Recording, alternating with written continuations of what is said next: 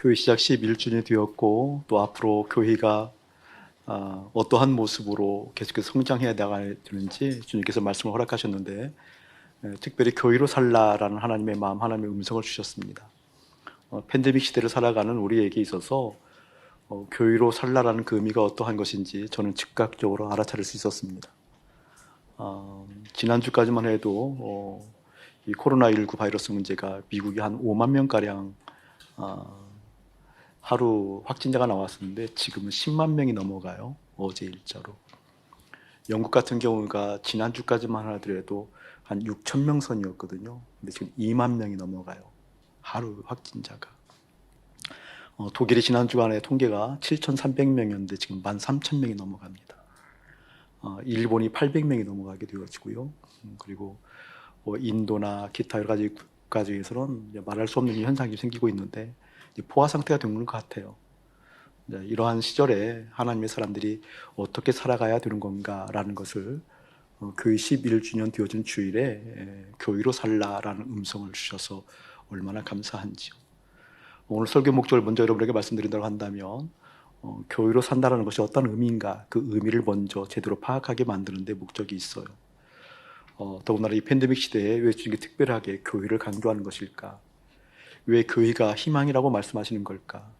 왜 교회를 통해서 거룩한 신부가 나온다라고 말씀하시는 걸까? 왜 교회를 통해서 당신의 음성이 들려지고 뜻이 들려지고 구원의 영광이 나타난다라고 말씀하시는 걸까? 그 의미를 먼저 깨닫게 만드는데 설교 목적이 있고요. 두 번째는 그럼 어떻게 우리가 교회됨의 삶을 살 수 있는 거지? 교회로 살 수 있는 것이 도대체 어떠한 모습이야? 라는 그 그림을 선명하게 보게 만들어서 그래, 이것이 교회로 사는 거구나. 이렇게 살아가야 교회로 살아가는 모습이구나 라는 것을 깨닫게 만드는데 오늘 설교 목적이 있습니다. 여러분에게 교회됨의 은혜가 머리끝에서 발끝까지 예수의 이름으로 이루어지기를 다시 한번 주님의 이름으로 축복합니다. 방금 우리가 영상 본 것과 마찬가지로 목사님에게 어느 날 하나님께서 말씀하셨어요. 사랑하는 아들아, 내가 여호수아에게 들려준 말을 너에게 똑같이 들려주고 싶구나 라고 말씀하신 그 음성이 있어요. 그러면서 여호수아 1장 잘 알다시피 여러분이 하나님의 말씀을 펼쳐서 보여주셨는데 6절, 7절, 8절 말씀이었어요. 강하고 담대하라. 너는 내가 그들의 조상에게 맹세하여 그들에게 주리라 한 땅을 이 백성에게 차지하게 하라. 강하고 담대하래요. 그리고 땅을 차지하라고 하나님께서 음성을 주셨는데, 그런데 오직 강하고 극히 담대하여 나의 종 모세가 내게 명령한 그 율법을 다 지켜 행하고 우로나 좌로나 치우치지 말라. 그리하면 어디로 가든지 형통하리니 이 율법 책을 내 입에서 떠나지 말게 하며 주야로 그것을 묵상하여 그 안에 기록된 대로 다 지켜 행하라. 그리하면 내 길이 평탄하게 될 것이며 내가 형통하리라. 그래서 하나님께서 말씀을 계속 하셨어요. 사랑하는 아들아, 여호수아가 담대하고 그리고 용기를 갖고 이길 수 있는 것은 그의 칼이 아니란다. 여호수아가 능력이 나왔던 것은 칼이 아니라 순종이었단다. 너의 마음 가운데, 너의 생각에, 너의 입술에 율법책이 떠나가지 말게 하거라. 하나님의 율법, 하나님의 말씀이 채워지게 하거라. 하나님의 말씀이 곧 능력인 것을 너의 몸 가운데 익어지게 하거라. 그 음성을 주셨거든요. 그러면서 말씀하셨어요. 인생의 승리는 능력에 있는 것이 아니라 순종에 있단다. 꼭 명심하고 명심해야 된단다. 인생의 승리는 결코 너희들의 능력에 있는 것이 아니란다. 나의 말, 하나님의 말씀, 하나님의 뜻, 하나님의 의지에 있단다 라는 말씀을 허락하셨어요.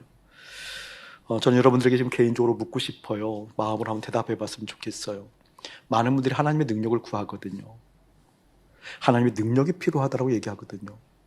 어려운 시절에, 환난 날에, 이 팬데믹 시대에 하나님의 능력, 하나님의 보호하심, 하나님의 손길이 필요하다고 얘기하거든요. 그러나 여러분 분명하게 대답하셔야 돼요. 하나님의 능력이 임하면 무엇이 강해지는 것이지요?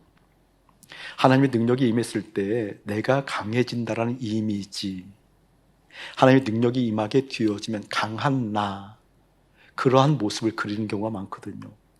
하나님의 능력이 나에게 임했을 때 강한 나를 생각하는 그러한 신앙의 빛깔들이 대부분이에요. 그러나 명심하셔야 돼요. 하나님의 능력이 임했을 때 강한 나를 연상한다고 한다면 그 사람은 100% 망합니다. 그 사람은 반드시 사단의 도구가 되어집니다. 그 사람은 반드시 사단의 쓰임으로 빠지게 되어집니다.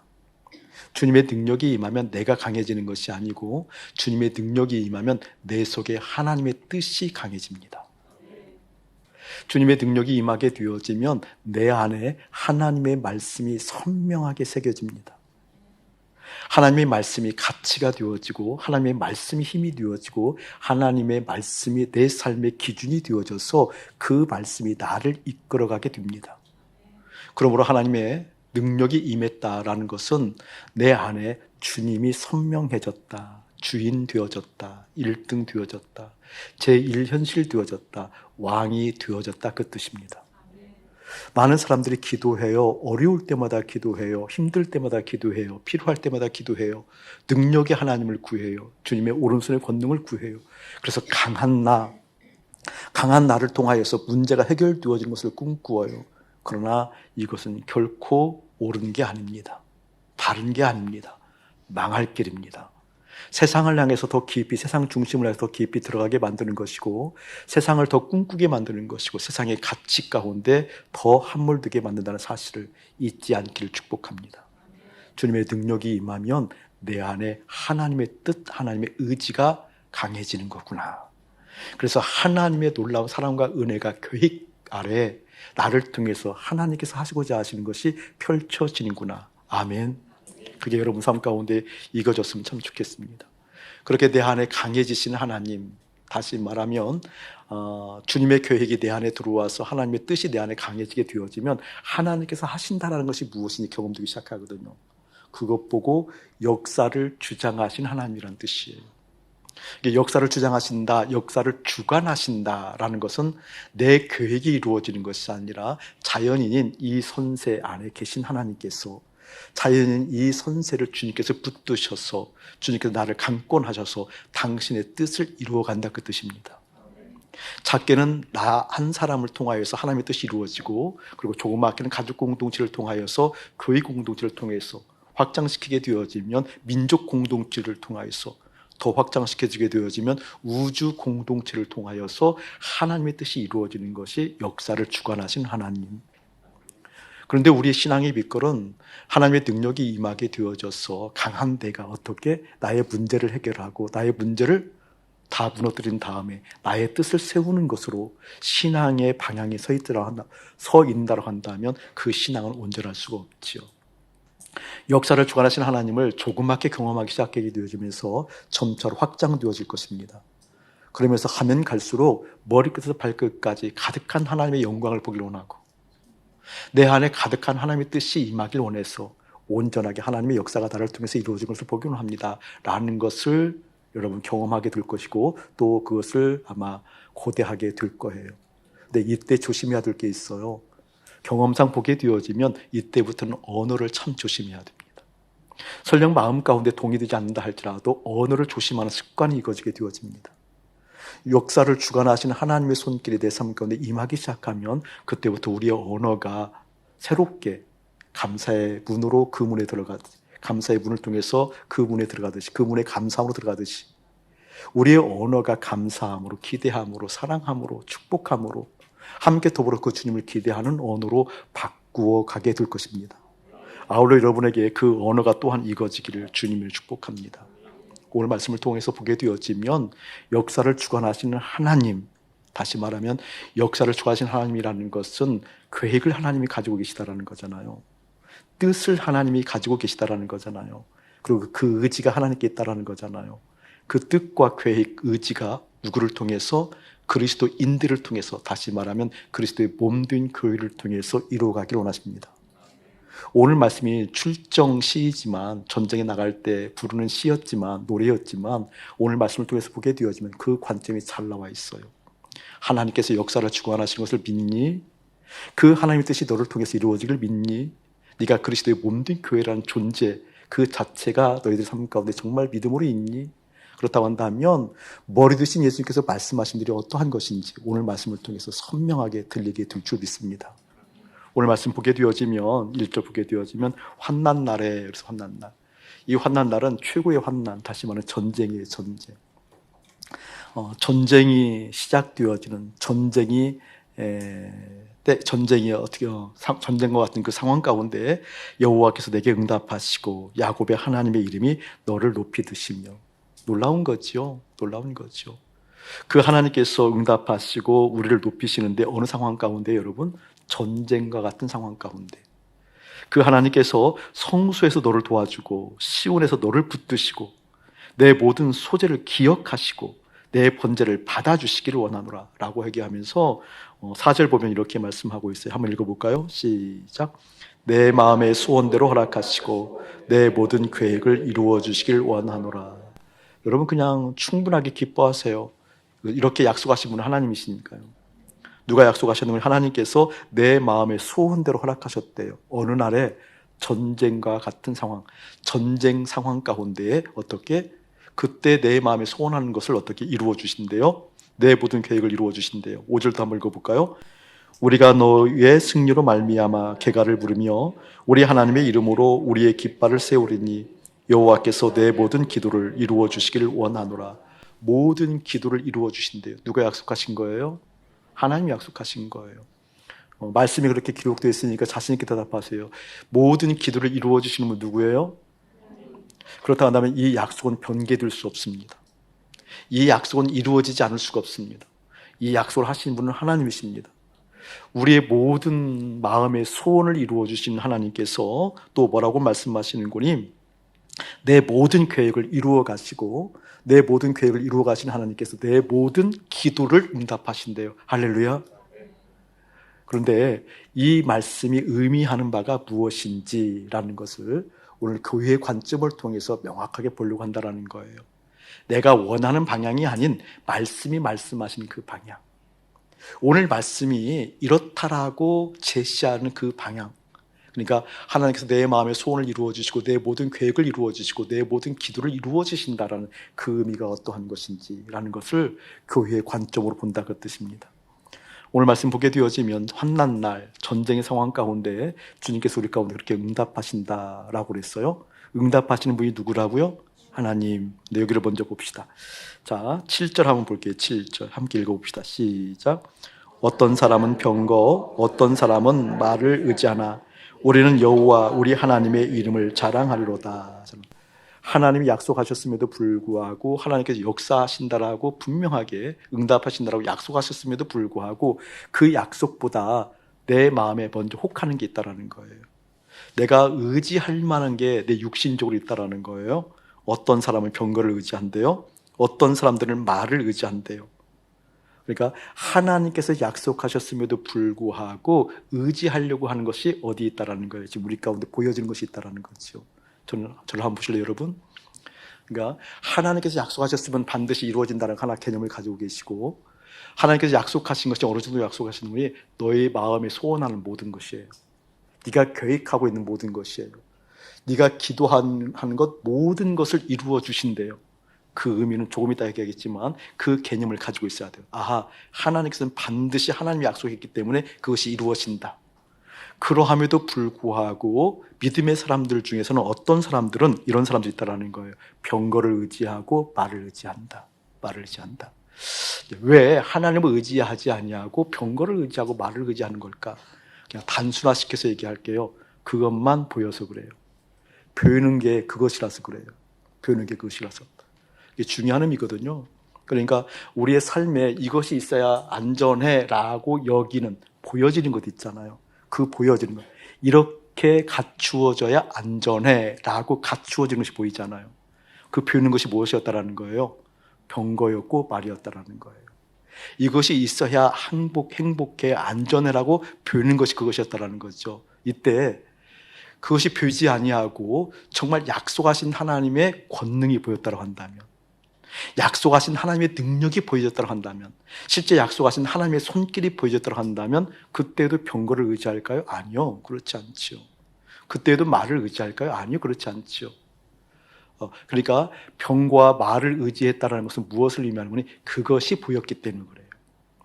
다시 말하면 우리의 시선이, 우리의 시야가, 우리의 마음의 눈이 영적으로 하나님의 마음을, 하나님의 손길을 볼 수 없다, 그 뜻입니다.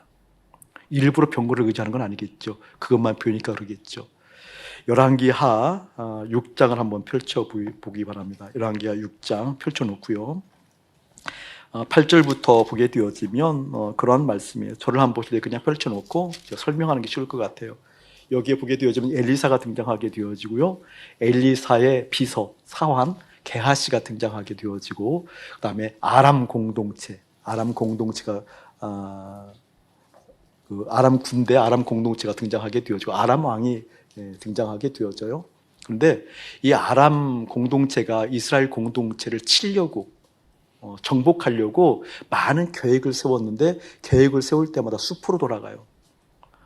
그 돌아가는 이유를 파악하게 보게 되어지니까 어떤 일들이 있게 되어지는 거니, 이스라엘에 누가 있었다라는 거예요? 엘리사. 엘리사가 이스라엘에 있음에도 불구하고 지금 아람 공동체, 내밀한 궁궐에서 이루어지는 모든 상황도 알았다라는 거예요. 전쟁을 하려고 계획을 치밀하게 세웠어도 마치 스파이가 그곳에 있는 것처럼 모든 작전을 다 아는 거예요. 다 아는 거예요. 그러니까 어떻게 해볼 수가 없는 거죠. 그때 아람 공동체에서 아람 왕이 너무나 그것이 이제 어처구니 없게 되어지니까 참모들 모아다가 이제 군사회의가 열린 거죠. 군사회의가 열리게 되어져서 도대체 이러한 일이 어떻게 해서 일어나게 되어지냐라고 하게 되어지니까 참모들이 얘기하는 거예요. 지금 이스라엘 공동체 엘리사라는 선지자가 있는데, 하나님의 사람이 있는데 그 하나님의 사람들이 모든 걸 안다. 그래서 어렵다라고 얘기하게 되어지니까 그때 그들이 합의한 결론은 무엇이냐? 그러면 우리가 엘리사를 죽이자. 엘리사를 죽이기 위해서 엘리사가 어디에 있는가 먼저 파악하자라고 첩보부대를 총동원해서 정보를 이렇게 파악하게 되어지니까 엘리사가 도단에 있다는 소식을 듣게 돼요. 도단. 그래서 그 도단에 있다는 소식을 듣게 되어져서 밤새 아람의 전 군대가 도단에 엘리사가 있는 그곳으로 가게 되어집니다. 그리고 엘리사가 머무는 그 집을 둘러 진칩니다. 뺑 둘러 진칩니다. 그런 상황 가운데 아침이 되었어요. 아침이 된 내용이 열왕기하 6장이에요. 아침에 그걸 보게 되어지니까 엘리사의 비서였던 사환이었던 게하시가 그걸 보고 깜짝 놀란 거예요. 왜? 이제 죽게 생겼거든요. 아람 군대가 몇 겹을 둘러 진치고 있는 거예요. 그래서 급히 주인을 깨워요. 주인님, 엘리사요. 큰일 났습니다. 지금 아람 군대가 우리를 둘러쳐서 우리를 죽이려고 합니다. 라고 했을 때 그때 엘리사가 한 유명한 말이 열왕기하에 등장해요.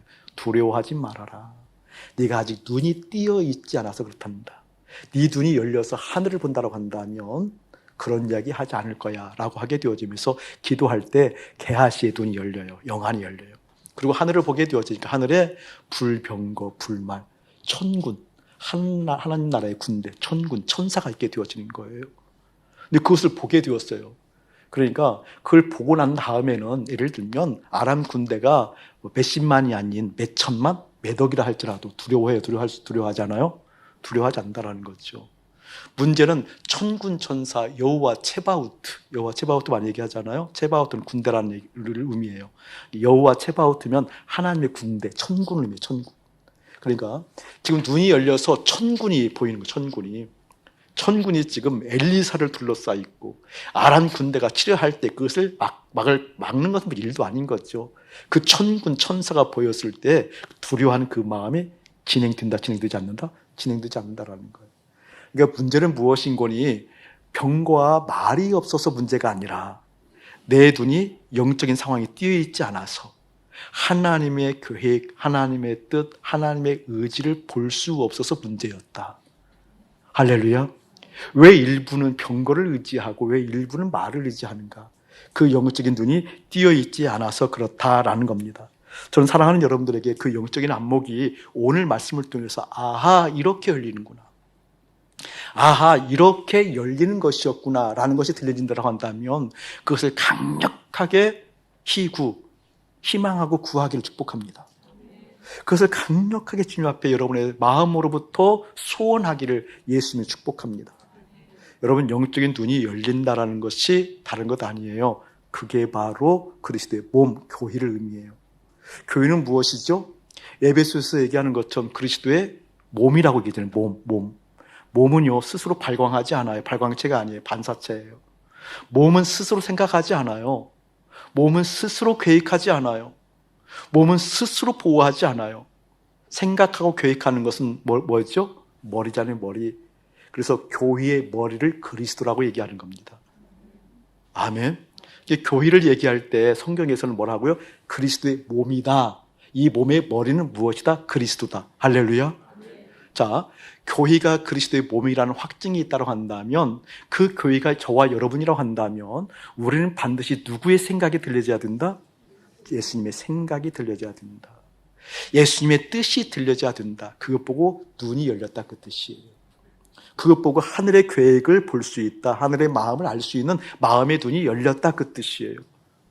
성경에서 이야기하는 교회는 이 예배당 건물을 의미하는 게 아니에요. 그리스도의 몸된 교회라고 얘기할 때는 나는 주님의 몸입니다. 내 머리는 주님이십니다. 주님의 생각이 들려져야만 나는 삽니다. 주님의 뜻이 들려져야 나는 삽니다. 할렐루야. 그 의미가 어떠한 의미인지, 어떻게 그렇게 되어지는 것인지, 그것이 되지 않을 때는 어떻게 끝없이 병고와 말을 의지하고, 병고와 말이 부족하면 죽을 것 같고, 병고와 말이 없으면 그것을 채우기 위해서 온 에너지를 거기에 투입해서 하는 것이 우리의 인생이다, 그 뜻입니다. 이 의미가 새삼스럽게 여러분에게 깨달아지기를 예수님의 이름으로 축복합니다. 다시 한번 오늘 말씀 넘어가서 다시 한번 읽어보기를 원합니다. 자, 4절 5절 다시 한번 읽어볼게요. 시작. 내 마음의 소원대로 허락하시고 내 모든 계획을 이루어 주시길 원하노라. 우리가 너의 승리로 말미암아 개가를 부르며 우리 하나님의 이름으로 우리의 깃발을 세우리니 여호와께서 내 모든 기도를 이루어 주시길 원하노라. 자, 여러분에게 다시 한번 선명하게 질문을 할 테니까 그냥 그대로 스스로 생각하셔야 돼요. 전쟁과 같은 상황이에요. 그러니까 실제 나라와 전쟁이 일어날 수 있는 것이고, 또 팬데믹 현상과 같은 어떤 이런 전염의 문제가 생길 수도 있는 거고, 또 재정적으로도 전쟁과 같은 상황, 또 사회 구조가 무한 경쟁의 시대라고 얘기하잖아요. 경쟁에서 이겨야만 사는 시대라고 얘기하잖아요. 다 전쟁과 같은 상황이잖아요. 입시도 그렇고 취직도 그렇고 이러한 것이 교회까지도 들어와 있어요. 사실은 좀 어처구니없는 상황들이죠. 자, 이런 환난 날에 주님께서 내 마음의 소원을 이루어 주시고 내 모든 계획을 이루어 주시고, 그 다음에 어떻게 내 모든 기도를 들어주신다 그러잖아요. 자, 목사님 지금 계속 깔아왔던 것이 있어요. 그가 더불어서 한번 혼란을 일으켜서 대답해 보세요. 자, 여러분에게 우리 주님께서 마음에 있는 소원을 다 이루어 주신대요. 근데 전쟁과 같은 상황이 나에게 있어요. 그러면 어떤 기도의 제목을 올려드리겠어요? 서로 쑥스러우니까 속으로만. 재정의 문제가 전쟁 같은 상황, 건강의 문제가 전쟁 같은 상황. 제가 지난주에 7개월에 걸쳐서 모든 것이 이제 마쳤습니다. 7개월 걸쳐서 제가 다시는 병원 잘 안 가려고 그래요. 이 사람들은 뭐가 이렇게 발견될 때까지 조사를 해요. 기어이 발견돼서 만들려고 하는 것 같아요, 느낌이. 7개월에 걸쳐서 검사를 하는데 너무 힘들더라고요. 여기에 이상이 있고 또 여기에 이상이 있고 여기에 있고. 그러니까 내 몸 전체는 이상해. 내 몸 전체가, 이 기관 전체가 이상해. 지난주에 딱 마침에 찍었어요. 이제 더 이상 안 가고. 찍었어요. 딱 찍었어요.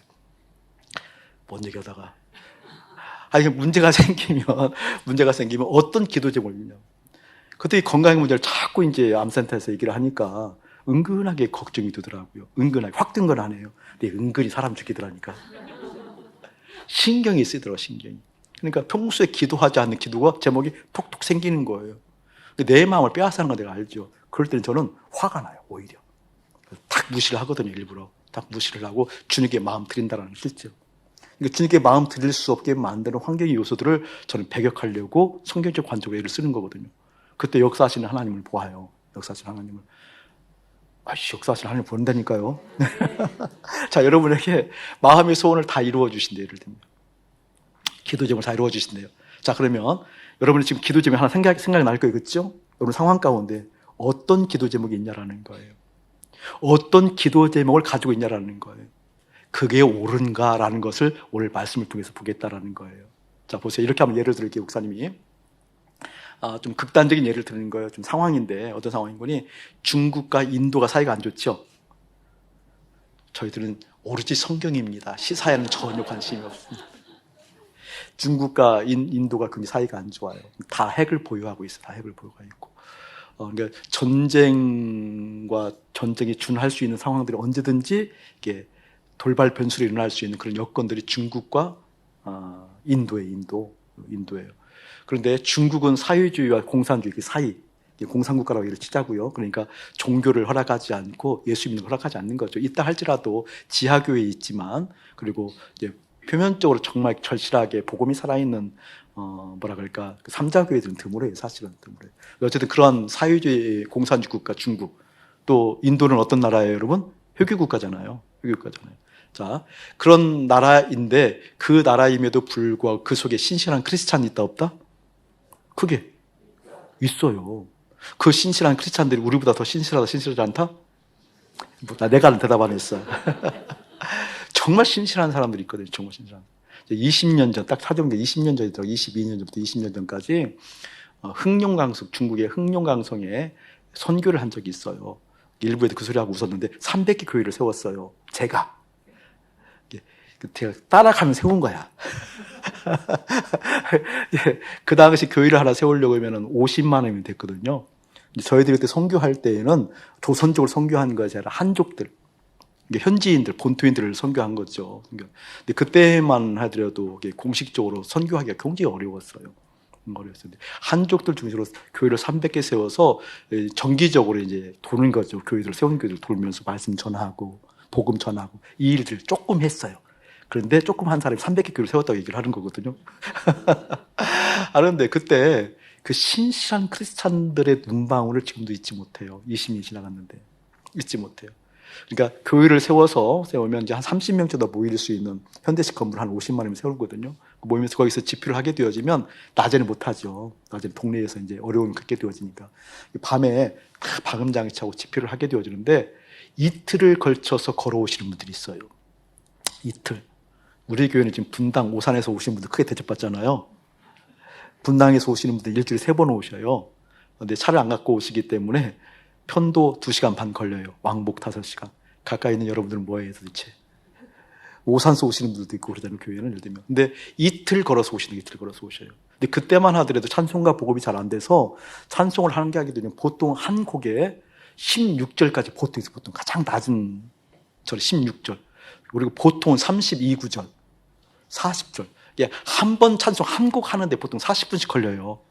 40절짜리는요. 1시간이 훨씬 넘어가요. 1시간 넘어가요. 근데 막 너무 뜨거우니까 한 번 더 그러면요.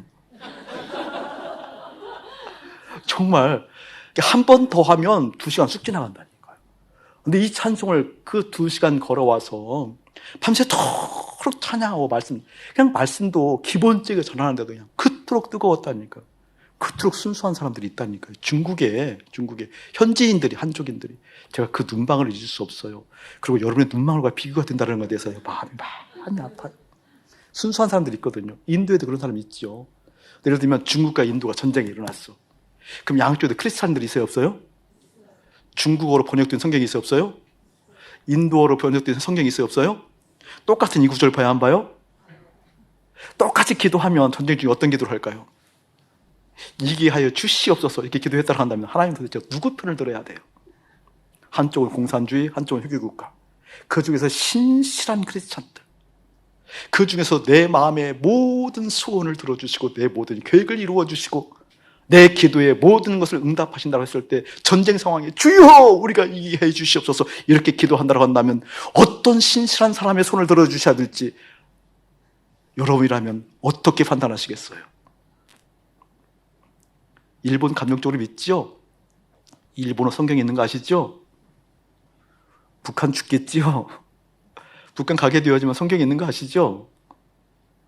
어떤 기도를 주님께서 들어주셔야 되는 거죠? 누구의 편을 들어주셔야 되는 거죠? 쉽게 얘기하면 그런 관점의 소원이 아니다라는 것을 말씀드리기 위해서 그런 거예요. 우리가 알고 있는 소원이라는 것이 무엇인지 제대로 알아야 된다는 거예요. 성경에서 이야기하고는 내 마음의 소원, 내가 계획하고 있는 그 계획, 이 내 마음의 소원과 내가 계획하고 있는 그 계획, 네가 기도하고 있는 그 기도 제목, 바로 너라는 관점이 어떤 관점이다? 그리스도의 몸된 관점을 깨닫지 못하게 되어지면, 몸으로서의 관점을 깨닫지 못하게 되어지면 우리는 신앙생활을 하나님을 우상 만들기 일수다 그 뜻이에요. 그것을 지금 말씀드리려고 하는 거예요. 자, 3절 한번 읽어보시기 바랍니다. 시작. 내 모든 소재를 기억하시며 내 번제를 받아주시기를 원하노라. 눈으로 보고 계셔요. 모든 소재의 모든 소재, 소재 세모 쳐놓으세요. 모든 소재 줄 그어놓고요. 소재 세모 쳐놓고요. 소재 기억하시며 기억 동그라미 쳐놓으세요. 모든 소재가 기억되기를 원합니다. 그 뜻이죠. 그 뒤에 보게 되어지면 내 번제, 번제 세모 쳐놓고요. 내 번제를 받아주시길 원하노라. 받아 동그라미 쳐놓으세요. 원하노라. 저를 한번 보실래요, 여러분? 지금 내 소재를 기억하고 내 번제를 받아주시길 원합니다 라고 했을 때 이 말씀은 내 마음의 소원대로 허락하시고 내 모든 계획을 이루어지길 원하노라. 그 앞에 있는 거예요. 내 마음의 소원, 내 계획을 이루어지길 원합니다. 그 전에 어떤 일이 있었다라는 거예요. 내 소재를 기억해 주세요. 내 번제를 받아주세요. 그 뜻이 있다라는 거잖아요. 소재와 번제라는 것은 오늘날로 얘기하면 예배잖아요. 예배. 제사니까 예배. 그러니까 하나님 이 예배를 꼭 기억해 주셔야 돼요. 오늘 주님 앞에 11월 1일 날 드리는 이 예배, 김주아 집사가 드리는 이 예배, 이 김주아의 예배를 받아주세요 라고 했을 때 김주아 집사의 그 마음은 평상시처럼 종교적 행위였다. 아니면 진짜 예배를 드렸다. 어떤 거? 진짜. 그러니까 지금 상태를 얘기 안 해도 돼. 그러니까 기억해달라고 그런다면 지금 진짜를 예배 드렸다 그 뜻이잖아요. 진짜를. 그렇죠? 진짜를. 아멘. 진짜를 안 물어볼게. 눈으로 봐. 경계를 하는데 진짜를 예배를 드려요. 이 소재를 기억해 주세요. 이 예배를 받아주세요. 진짜. 종교적, 제의적 어떤 형식이 아니라는 거잖아요. 진짜 드렸다는 진짜. 그러니까 이 예배를 진짜 드렸다는 이 소재를 기억해달라는 것이 무엇인가? 소재는 뭐예요? 곡물을 통해서 예배 드리는 거잖아요. 곡식을 통해서 예배 드리는 거예요. 곡식을 바치면서. 근데 곡식을 바칠 때 어떻게 곡식을 바치지 여러분? 잘게 곱게 빻아서 가루 만들어서. 가루 만들어서. 이 선생이 콱 가루 만들어 버릴까요? 그러면 그 어떤 뜻이에요, 여러분? 싸울 때 그러잖아요. 콱 가루 만들어 버릴 테니까. 이런 얘기 안 들어봤죠? 저만 들었나 봐. 갑자기 얘기해서 못 알아들어. 우리 치사이 가루 만들면 가루가 많이 나올 거야. 가루 만들어 버릴까? 이런 얘기잖아요. 얘기는 뭐예요? 죽여버린다 그 뜻이에요. 그렇죠? 존재 자체를 바꿔버렸다 그 뜻이잖아요. 소재를 기억해 주세요. 뭐예요? 곱게 빻았다. 내가 곱게 빠졌다. 내가 곱게 갈아졌다는 것은 뭐예요? 내 존재가 없어졌다 그 뜻이에요. 아멘. 내 존재가 없어졌다는 것을 물리학적인 개념으로 얘기한다고 한다면 시간을 의미해요. 시간. 그러니까 곡식에 곱게 빠졌다라는 것은 시간이 잘라졌다. 시 단위, 시간 단위 뿐만 아니라 분 단위, 뿐만 아니라 초 단위까지 모든 것이 초 단위까지 짜게졌다, 갈렸다. 이 말은 무슨 말이에요? 지금 전쟁 같은 상황 가운데 전쟁 같은 상황이 벌어졌기 때문에 내 존재 자체가 의식하고 있는 것은 전쟁 같은 상황 가운데 두려움이 있고 염려가 있고 근심이 있고 죽을 것 같은 그 상황. 근데 그것이 매 시간마다 달라지고 내 존재가 빠졌다는 것은 무엇을 의미할까요? 그 시간마다, 그 초마다, 분마다 그 전쟁 같은 상황이 붙어 있는 것이 아니라 그 시간마다 누굴 생각한다라는 거예요? 주님을 생각한다는 뜻이에요. 어느 같은 상황 가운데? 전쟁 같은 상황 가운데. 전쟁 같은 상황 가운데 그 전쟁의 상황이 내 마음에 영향을 끼치는 것이 아니라 그 전쟁 중에서도 누굴 생각한다라는 거예요? 하나님을 생각한 이 예배를 받아 주옵소서. 지금 염려가 대산 같은데 재정의 문제가 쪼들려서 가게가 흔들려서 직장이 흔들려서 내 자녀가 흔들려서 내 건강이 흔들려서 죽을 것 같은 염려가 산더미처럼 밀려왔는데 신령과 진정으로 예배드리는 이 소재를 통하여서 그 염려는 간곳 없고 예배 가운데 온전하게 주님만 생각하게 되었습니다. 그 뜻이에요. 아멘. 여러분 그런 경우 많잖아요. 우리 전쟁 같은 상황 가운데 주님 앞에 나와서 기도하시는 분들, 여전히 그 기도 제목을 붙들고 처음부터 마지막까지 그 기도의 제목 염려를 채우고 가시는 분들 많이 있지만 또 때로는 요행이도 다행히도 그 염려 때 기도했음에도 불구하고 그 염려는 다 떠나가고 누구만 도 빌 때가 있어요. 이런 요행이 아닌 요행이 많아지길 예수님이 축복합니다. 실제 그런 경우 많잖아요. 지금 집에는 문제가 산더미인데 정말 주님 앞에 기도했을 때 온전히 세상과 나는 간 곳 없고 주님만 보여지는 이 은혜, 할렐루야. 소재를 기억하시고 번제를 받아주시고 뜻이에요. 번제는 뭐예요? 태워 죽이는 거잖아요. 각을 떠서. 각을 뜬다는 개념 며칠 전에 배웠어요. 그렇죠? 내 인생의 염려 덩어리가 각을 떠서 없어지게 되어지고, 내 삶 가운데 내 계획이 각을 떠서 없어지게 되어지고, 그 모든 것을 품었던 그 죄된 모든 것들이 각을 떠서 없어지고 다 태워져서 내 존재가 없어진 그 상태, 주님만 바라보는 그 상태 기억해 주세요. 할렐루야. 그런 과정 가운데 어떻게 내 마음의 소원이라는 것은 무엇일까? 내 존재가 없어졌는데, 내 존재가 없어졌는데, 문제가 없어졌는데, 문제가 내 마음에 남아있지 않는데, 그때 내 모든 계획이 이루어진다는 것이 무엇일까? 내 존재 자체가 없어졌는데 그때 내 모든 기도의 제목이 이루어진다는 것이 도대체 무엇일까? 그게 빌립보서 2장 10절 말씀이에요. 너희 안에 하나님의 기쁘신 뜻을 두고 행하시나니. 할렐루야. 너희 안에서 행하시는 이는 너희 가운데 기쁘신 뜻을 두고 행하시나니. 누가요? 하나님께서. 너희 안에서 행하시는 그 하나님은 어떻게? 너희 가운데 기쁘신 소원을 두어, 하나님의 기쁘신 자기 소원을 두어 행하시나니. 할렐루야. 이해가 되어져요? 지금 내 안에 마음의 소원이 일어났을 때 그 모든 소원이 이루어지길 원해요. 소재를 드렸어요. 번제를 드렸어요. 제대로 드렸어요. 그 이 마음의 소원은 누구의 소원이라는 거예요, 지금? 그 말이에요, 이 말이에요. 이 말씀이 그 말씀이에요. 전쟁 같은 상황 가운데 그 전쟁의 내용들을 올려드린다는 성경이 아니라는 거예요. 그 관점을 얘기하면서 그것이 어떻게 되어지냐? 2절 한번 읽어보세요. 2절 시작. 성소에서 너를 도와주시고 시온에서 너를 붙드시며. 할렐루야. 똑같이 성소 세모 쳐놓으시고요. 성소 세모 쳐놓으시고 너를 도와주시고 동그라미 쳐놓고요. 성소에서 너를 도와주시고 줄 걸어야 되겠죠. 시온 세모 쳐놓으세요. 시온 너를 붙드시며. 저를 바라보시기 바랍니다. 성소를 그냥 쉬운 개념으로, 현대적 개념으로 얘기하면 이 예배당을 의미한다고 쳐요. 예를 들면 우리 문제 생기면 예배당 와서 기도하잖아요. 문제 생기면 새벽 예배 막 되잖아요. 새벽 예배 잘 안 나오시면 갑자기 새벽 예배 덜커덩덜커덩 했었어요, 예전에. 그래서 없애버렸어요. 좋고요. 그러잖아요. 삼시기도에 막 갑자기 나서 뜨겁게 기도하시는 분들이 있잖아요. 그럼 괜히 수상해요. 괜히 수상해. 예전에 가까이 가서 물어보기도 하고 했는데 이제 안 물어봐요, 아예. 빙빙빙 돌다가 내가 멀리 떨어져가지고. 때를 와서 안수도 하지만 안수하면서 그분이 예를 들어서 하나님 진짜 이 상황이 너무 죽겠어요. 그러면 제가 이렇게 안수할 때 속에서 뭐라고 하나님 저 문제가 문제 안 되게 해주십시오. 저 문제가 틀려지면 큰일 납니다. 이렇게 기도하거든요. 목사님 안수할 때 말리세요. 그 의미가 있어요.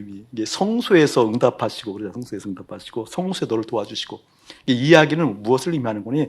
우리가 가지고 있는 그 문제 해결하기 위해서 응답받다 그 뜻이 아니에요. 성소에서 너를 도와주시고, 그리고 시온에서 너를 붙드셨다. 이 말은 어떤 의미입니까, 여러분? 지금까지 선포한 이 말씀을 토대로 추적해서 살펴보게 되면 이런 거예요. 지금 전쟁이잖아요. 환난 날이잖아요. 그 환난 날 때문에 생긴 염려가 있잖아요. 죽을 것 같은 염려. 그 염려가 내 마음에 달라붙어 있잖아요. 염려 가운데 내 마음이 빼앗겨져 있잖아요. 성소에서 나를 붙드셨다는 것은 그 염려 가운데 내 마음을 빼앗기지 아니하고 어떻게 주님께 붙어 있도록 나를 붙드셨다, 그 뜻이에요. 아멘. 그러니 세상과 나는 간 곳 없고 문제, 염려, 근심이 해결되어지지 않아서 사는 인생이 아니라, 문제가 발생될 때마다 흔들리는 인생이 아니라, 그 문제가 있다 할지라도 흔들리지 아니하도록 어떻게 성소에서 너의 마음이 흔들리지 아니하도록 도와주시고, 시온에서 너의 마음이 흔들리지 아니하도록 붙들어 주셔서, 그리고 얘기하시는 거예요. 그때 흔들리지 않는 마음 가지고 어떻게 소재를 드렸다. 짧게 내 마음 빻아서 내 존재를 주님 앞에 올려드렸다. 나를 각을 떠서 주님께 내 자신을 올려드렸다. 주님만 생각했다.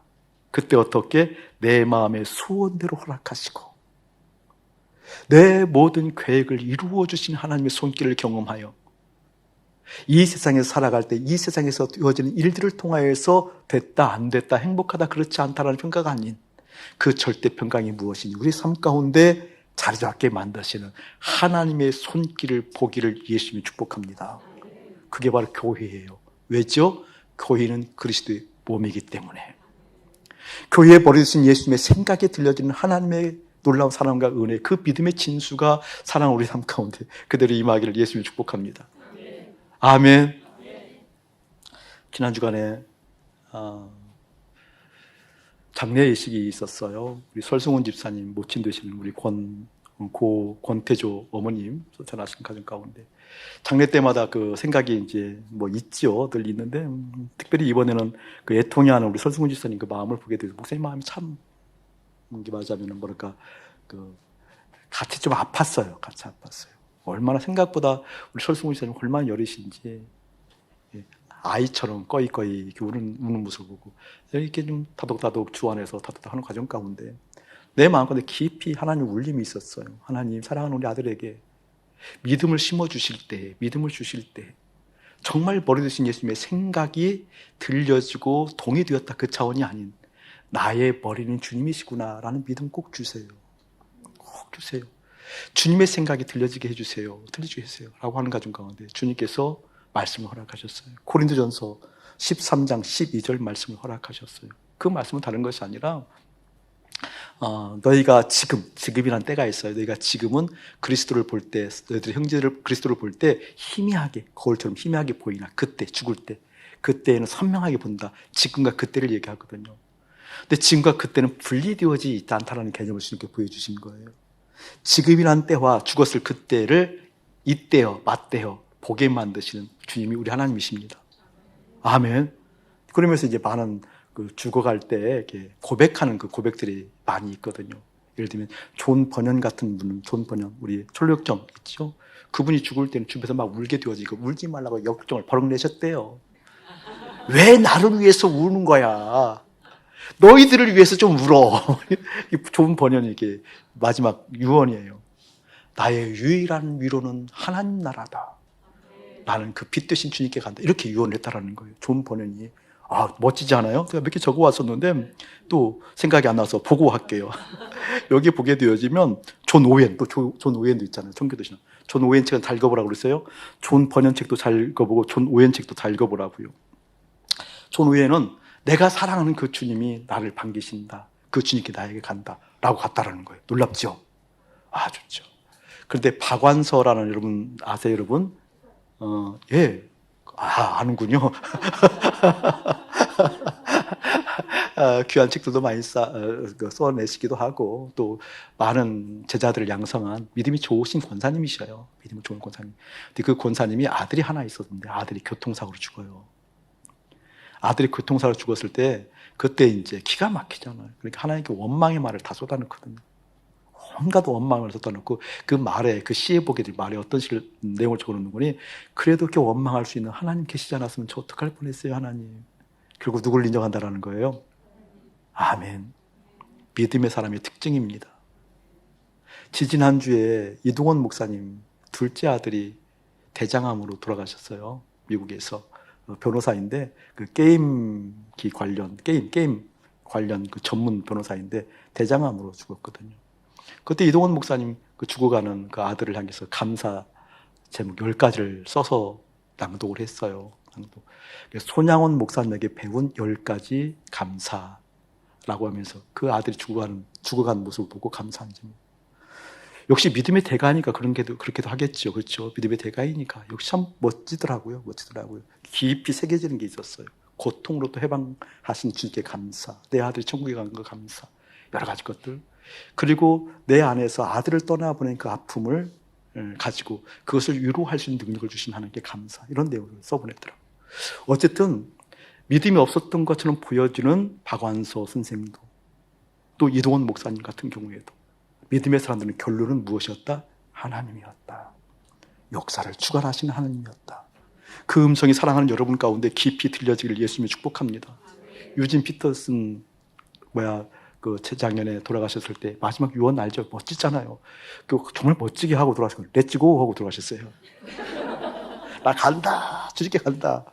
그 점잖은 선비 같은 양반이 목회자들의 목사라고 얘기했거든요. 그냥 와서 한번 뵀을 때 참 동네 아저씨 같아. 투박하게 옆집 아저씨 같아. 렛츠고 하고 갔거든요. 달라스 윌라드 목사님은 내가 최고로 좋아하는 분이잖아요. 하늘의 평화, 하늘의 평강으로 돌아가신. 와우. 성철 스님은요. 성철 스님의 책에 나와요. 책에. 본인이 쓴 자서전에. 책에 가장 뒷부분에. 내 죄가 수미산보다 크다. 내 영혼이 지옥에 간다. 사탄아 내 영혼을 받아달라. 이게 성철 스님이 마지막에 했던 고백이에요. 고백. 또 여러분 그 유명한 그 작가 중에 괴테 있잖아요. 괴테가 믿었던 것 같으나 그 책들을 읽어보면 빛깔을 알잖아요. 책들을 읽어본 적 없음. 괴테 책을 보게 되어지면 그 빛깔들이 있어요. 빛깔들. 암울한 빛깔들이 있잖아요. 괴테가 마지막에 죽었을 때 뭐라고 했는 거니? 이 어둠이 물러가도록 빛이 더 들어오도록 창밖에 빛이 더 들어오도록 창문을 열어달라 이렇게 하고 죽었거든요. 대부분 주님 나라 가지 못하시는 분들이 어두움을 느껴요. 어두움을. 믿는 사람 같았으나 그렇게 얘기해 주었다고요. 루이 14세 되어지는 그 여왕은, 루이 14세 왕은 어떻게 이야기를 하고 죽게 되어진 거니? 옷이 2,000벌 있었다 그러네요. 근데 꼭 유언을 그렇게 남기고 죽었더라고요. 제가 찾아보니까 뭐라 하는 거니? 이 모든 옷이 한낮 한순간만 필요했구나. 이 말하고 죽었어요. 그걸 적어왔어요. 엘리자베스 여왕이, 루이 14세가 아니고 엘리자베스 여왕이 옷 2,000벌, 내 소유는 단 한순간만을 위한 것이었구나 라고 하고 죽었대요. 차원이 다르잖아요. 차원이 다르죠. 천상병 시인이 있죠. 그 세 가지, 그 귀천에 대해 세 가지 시 중에 가장 마지막 연에 나오는 나 하늘로 돌아가리라. 아름다운 이 세상 소풍 끝나는 날 가서 아름다웠다라고 이야기하리라. 정신병으로도 있었지만 그 시들을 읽어보게 되어지면 어떤 시가 가장 목사의 마음에 울리는 거니? 여러 가지, 내 아내가 돈을 벌어서 좋고, 내가 막걸리 한잔 할 수도 좋고, 그리고 내가 이만큼 배웠으니까 더 이상 지식에 욕심 안 내서 좋고, 내 아내가 이쁘니까 여자 생각 안 나서 좋고, 막 저기 있거든요. 그리고 또 하나 보면 나는 정말 하나님을 믿으니 그 절대 하나님이 나를 후원해 주셔서 좋고. 이게 나와, 이게. 천상명의 시인이. 그 귀천이란 그 카페가 부인이 했다가 조카가 인사동에서 해요. 지금 거기 가보면 그 천상명의 시들이 많이 있거든요. 많이 있는데 돌아간다고 얘기하면서 기가 막히잖아요. 기가 막히잖아요. 주님을 알았던 사람, 실제 경험했던 사람들이 고백이 있더니 고백. 저는 이 고백이 사랑하는 여러분의 마음 가운데 깊이 익어지기를 예수님을 축복합니다. 스데반이 고백이 그 고백이라니까요. 돌 맞아 죽어가면서도 머리 드신 예수님의 생각, 마음, 뜻, 의지, 강권하신 역사가 깃들게 되어지니까 씩 웃으면서 저들의 죄를 용서하옵소서. 감옥에 갇힌 베드로가, 감옥에 갇힌 바울이 그 환경 가운데도 긴 잠을, 고난 잠을 잘 수 있었고, 그 곤고한 내일이면 참수정을 처할 그 상황이었음에도 불구하고 어떻게 그 간밤 감옥, 깊은 감옥에서 주님을 노래하는 찬양을 부를 수가 있었고, 어떻게 머리 드신 그 예수님의 생각과 마음이 나를 점령함으로, 머리 드신 예수님의 생각과 뜻이 나를 점령함으로 내 인생의 형편의 문제가 아니었고 당신의 나라, 당신의 뜻, 당신의 역사가 내 삶 가운데 있습니다 라는 것을 경험할 수 있는 이 수수께끼 같은 믿음의 역사가 여러분에게 펼쳐지기를 예수님의 이름으로 축복합니다. 마음이 고요하기를 원하고 또 생각이 단정하기를 원하시는 하나님의 마음은 분명합니다. 고요한 채는 할 수 있지만 실제 스스로 알거든요. 고요한가 고요하지 않은 거는. 고요한 채는 오래 가지 못합니다. 마음이 고요하다라는 건 다른 것 아니에요. 마음이 다른 것에 흔들리지 아니하였다 그 뜻입니다. 양의 탈을 쓴 늑대, 양이 탈을 쓰면 처음에는 속아요, 양인 것처럼. 그런데 먹는 거 보면 알아요. 늑대 한두 번 풀을 먹지만 계속해서 풀 먹고 살지 못해요. 늑대는요. 반드시 늑대는 육식을 취해야 돼요. 먹는 거 보면 알아요. 취하는 것 보면 알아요. 습득하는 것 보면 알아요. 우리의 마음이 고요한 것 채는 할 수 있지만 우리가 취하는 것 보면 알아요. 욕구하고 있는 것 보면 알아요. 저는 올해 인생 가운데 말씀이 끊기지 아니하는 머리 드신 하나님을 향한, 머리 드신 예수님을 향한 강력한 바람이 있기를 예수님 축복합니다. 아멘. 그게 바로 말씀 나눔이에요. 우리 부부가 말씀이 나눠줌을 통해서 하나님의 생각이 들려지길 원합니다. 우리 가정 가운데 주의 말씀이 나누어짐으로 정말 주님께서 말씀하신 그 말씀이 나의 양분 되어지는 것 경험하길 원합니다. 아멘. 살아있으나 육신의 몸을 벗는 그날, 그게 곧 죽음이 아니라니까요. 하나님의 약속의 말씀은 영원하다고 그러잖아요. 이 영원한 약속의 말씀이 그치면 죽은 거예요. 살아있으나. 지금 여러분 말씀이 그치면, 머리 드신 예수님의 생각이 그치면 계속해서 세상의 가치가 여러분을 덮게 될 겁니다. 그거 보고 죽어있다라고 얘기하는 거예요. 오늘 지금 머리 드신 예수님의 생각이 들려지길 원합니다. 나는 믿음의 실제가 우리의 삶 가운데 예수의 이름으로 이거질지어다. 이제는 우리 주 예수 그리스도의 은혜와 우리 아버지 하나님의 극진하신 사랑하심과 교회 시작 11주년에 교회로 살라라는 그 의미를 깨닫고 이 팬데믹 시대에 주의 말씀이 그대로 흘러가 나누어지는 그리스도의 몸된 교회로 살기 원하는 거룩한 백성들에게 성부와 성자와 성령의 이름으로 축복하노라.